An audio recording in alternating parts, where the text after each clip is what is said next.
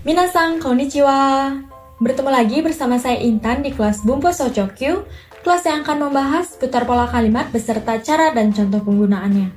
Nah, sebelum masuk ke bab 42, pada bab 41 kita sudah membahas tentang ungkapan pemberian dan penerimaan yaitu itadakimasu, kudasaimasu, dan yarimasu.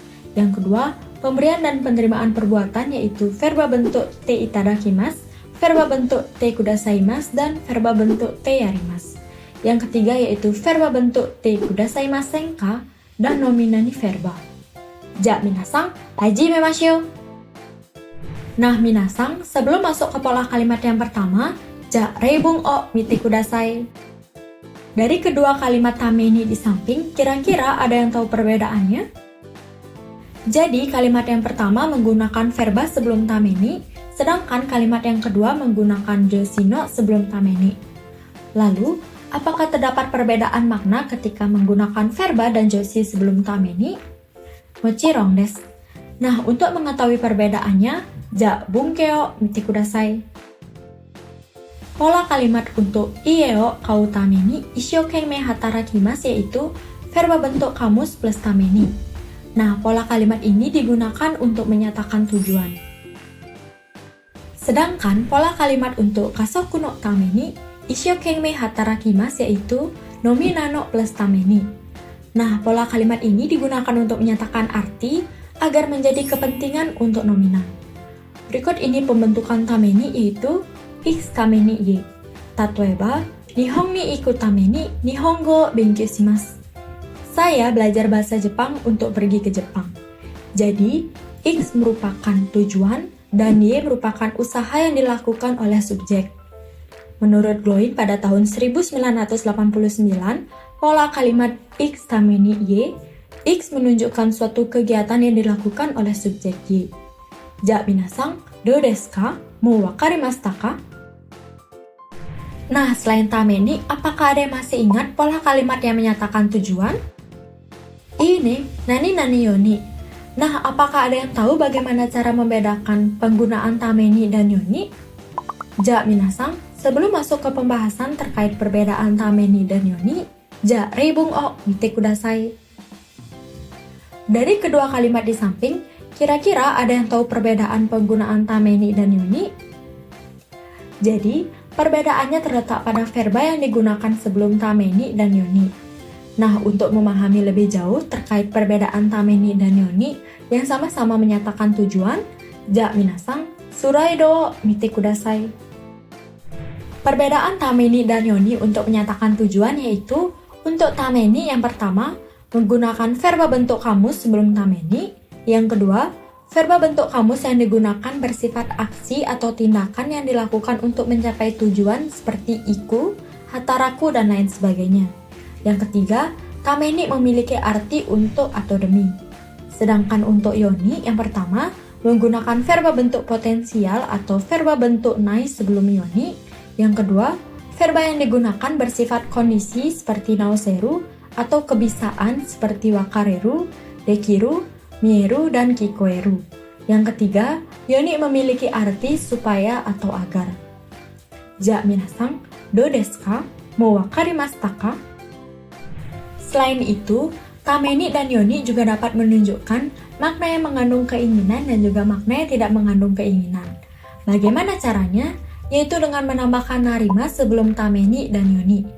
Tatoeba, hongyaku shani naru tameni isshokenmei benkyou shiteimasu. Kalimat di atas mengandung makna keinginan yang ditunjukkan dengan hongyaku shani naru sehingga menggunakan tameni. Untuk menjadi penerjemah, maka usaha yang saya lakukan yaitu belajar bersungguh-sungguh. Nibang, dan suga josu ni naru yoni mainichi renshu shiteimasu. Kalimat di atas menunjukkan kemampuan yang ditunjukkan dengan dan suga josu sehingga menggunakan yoni. Supaya atau agar mahir menari, saya berlatih setiap hari. Ja minasang, dou desu ka? Mou wakarimashita ka? Nah minasang, sebelum masuk ke pola kalimat selanjutnya, ja reibung o mite kudasai. Kalimat pertama dan kalimat kedua digunakan untuk menyatakan kegunaan atau tujuannya. Nah, kira-kira apa perbedaannya?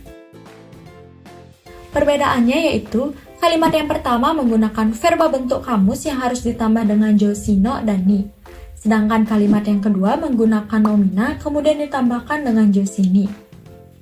Kedua kalimat ini dapat digunakan bersamaan dengan sukaimas, ides, benrides, yakuni tachimas, jika nggak kakarimas, dan lain sebagainya. Tatoeba, nihong no kotoba o shiraberu no ni, jika nggak kakarimas. Untuk mencari kosakata bahasa Jepang memerlukan waktu. Ja minasan, do desu ka? Mou wakarimashita ka? Ja minasan, sekarang kita masuk pada pola kalimat selanjutnya. Namun sebelum itu, kaiwa o kite kudasai.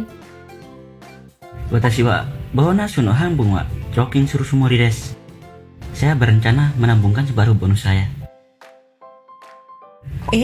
Hanbun mo chokin suru desu ka? Menabung separuhnya? Dari percakapan tersebut, apakah kalian dapat menemukan perbedaan numeralia wa dan mo? Jadi, numeralia wa digunakan untuk menunjukkan perkiraan jumlah minimum atau batas minimal yang dikisarkan oleh pembicara. Sedangkan numeralia mo digunakan untuk menyatakan bahwa pembicara merasa bahwa jumlahnya banyak. Jadi, dari percakapan tersebut dapat diartikan menurut A, separuh yang ditabung merupakan batas minimal, sedangkan menurut teman A, separuh bonus yang A katakan tersebut jumlahnya banyak. Ja minasang, do desu ka? Mou wakarimashita ka? Nah minasang, sebelum masuk pada pola kalimat yang terakhir, ja reibung o mite kudasai. Kira-kira apa perbedaan antara kedua kalimat di samping? Nah, kalimat di samping ada yang menggunakan niote dan ni. Kira-kira kapan menggunakan niote dan ni?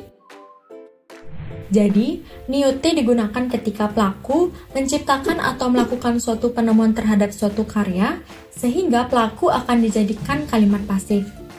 Sedangkan menurut Sutedi pada tahun 2009, ni digunakan apabila pelaku secara langsung melakukan suatu kegiatan dan kegiatan tersebut bersifat umum, sehingga pelaku akan menjadi subjek kalimat pasif. Nah, pada bab ini, kita akan fokus pada niote.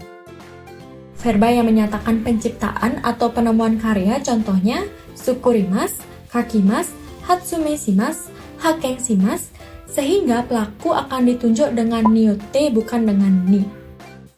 Nah, minasang, dari penjelasan sebelumnya kita sudah tahu bahwa verba yang digunakan yaitu verba bentuk pasif. Berikut ini perubahan verba bentuk mas ke verba bentuk pasif yaitu untuk golongan yang pertama yaitu jadikan bentuk kamus, yang kedua ubah ke bentuk nai, yang ketiga akhiran nai diubah ke reru. Sedangkan untuk golongan kedua dan ketiga yaitu yang pertama jadikan bentuk kamus, yang kedua ubah ke bentuk nai, yang ketiga akhiran nai diubah ke rareru. Tatoeba, Genji Monogatari ga Murasaki Shikibu niote kakaremashita. Genji Monogatari ditulis oleh Murasaki Shikibu. Ja minasang, do desu ka? Mou wakarimashita ka? Ja minasang, kuiso hajimemashou. Istilah nama benda, verba, dan joshi yang tepat sesuai dengan gambar di samping. Ja kotae wa nan desu ka? Ii desu ne, kotae wa 4. Dentaku wa bango o keisan suru no ni sukaimasu. Nah, berikut ini poin-poin penting pada materi hari ini yaitu yang pertama, tameni dibagi menjadi dua yaitu ada yang menggunakan verba bentuk kamus dan nomina. Yang kedua, ni dibagi menjadi dua yaitu ada yang menggunakan verba bentuk kamus dan nomina. Yang ketiga, numeralia wa dan mo. Dan yang terakhir yaitu niote. Demikian informasi yang dapat saya sampaikan kali ini mengenai bab 42. Terima kasih telah menonton video ini. Jangan lupa like, berikan komentar apabila ada yang belum dimengerti, dan share ke teman-teman kalian ya. Ja minasang, mite kurete arigatou gozaimashita.